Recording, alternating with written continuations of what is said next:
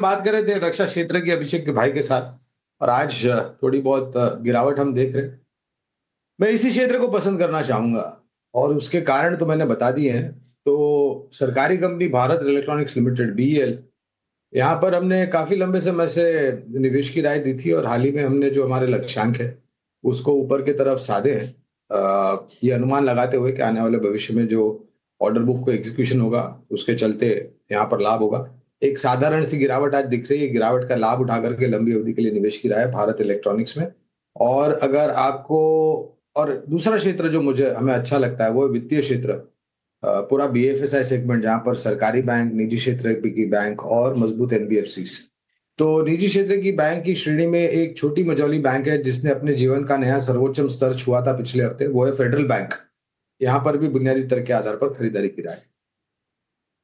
Federal bank और साथ ही BEL आपकी तरफ से दो यहाँ पे टॉपिक आ गई है जो फंडामेंटल आधार पे इन्होंने दिया है। ये याद रखिएगा, ये टेक्निकल बेस पे नहीं है और सिर्फ आज के लिए नहीं है, लंबी अवधि के लिए है। लेकिन गिरावट पे आपके लिए बीईएल में खरीदारी का मौका है, ये कहना है। और जो एचएएल में गिरावट आई है वो गिरावट से हो सकता है कि चिंता यहाँ पर भी थोड़ी बनी हो, क्योंकि एचएएल आज खबर की वजह से रिएक्ट कर रहा है, 3% से ज़्यादा कमज़ोर है। जैसा हम आपको शो की शुरुआत में बता भी रहे थे कि दुबई एयर शो के दौरान जो तेजस क्रैश हुआ था उसका इम्पैक्ट हुआ है। हालांकि अभी भी कुछ पता नहीं लगा है कि किस वजह से हुई है, कि किस गड़बड़ी की वजह से वो एयरक्राफ्ट क्रैश हुआ था। एचएएल को लेकर एक टेक्निकल नज़रिया समझ लेते हैं। प्रशांत जी, आप बताइए एचएएल पर आपकी राय क्या है?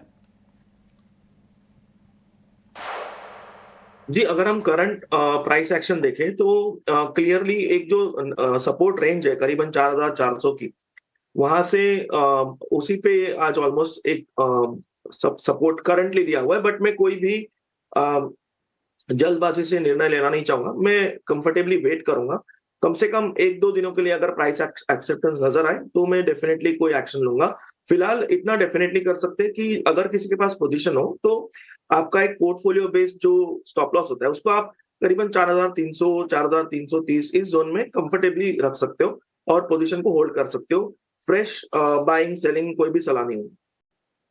ऑलराइट, तो चलिए एचएएल यहाँ पर आपके लिए फंडामेंटल और as well as technical view. But देखिए, जी हाँ, आज आईटी काउंटर में ही सबसे ज़्यादा जोश देखने को मिल रहा है। तमाम काउंटर्स में आप देखिए ज़बरदस्त एक्शन है, चाहे वो दिग्गज इन्फोसिस हो, टेक-एम हो, एचसीएल टेक, विप्रो, ये तमाम काउंटर्स हैं जो कि निफ्टी के टॉप गेनर्स में शामिल हैं। ये 4 टॉप गेनर्स तो जी हाँ आपके सामने हैं। इसके अलावा आयशा मोटर्स हमारे एक्सपर्ट को भी पसंद आ रहा है। इंटरग्लोब एविएशन फिलहाल आज 1% ऊपर है और टीसीएस नेगेटिव खबर होने के बावजूद, अब देखिए मोतीलाल ओसवाल की जिस रिपोर्ट के बारे में हम आपको बता रहे थे और रुपए का भी एक मूवमेंट जो है सपोर्टिव है।